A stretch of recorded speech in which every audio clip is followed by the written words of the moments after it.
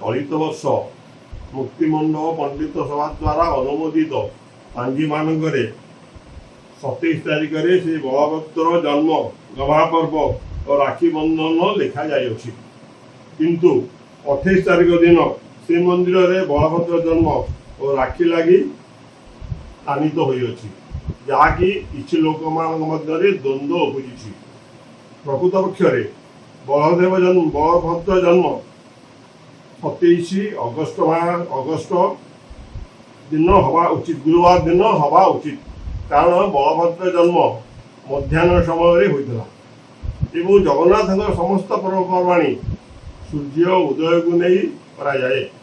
तेणुक बलभद्र जन्म कर्मकाल को नहीं कराई और बलभद्र जन्म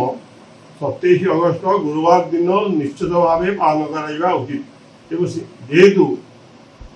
सूर्य उदय को नहीं जगन्नाथ मान पर्व कराए तेज आम रथयात्रा से कहीलु स्कंद पुराण अनुजाई समस्त यात्रा जगन्नाथ सूर्य उदय को नहीं करा उचित कर बर्तमान यही द्वंद्व समाधान करने आम समस्त को जन दि जाऊे समस्त जगार बलभद्र जन्म 27 अगस्ट गुरुवार दिन पालन कर श्रीमंदिर में केवल 28 अगस्ट शुक्रवार दिन पालन कर समस्त अवगति जन दि जाऊे।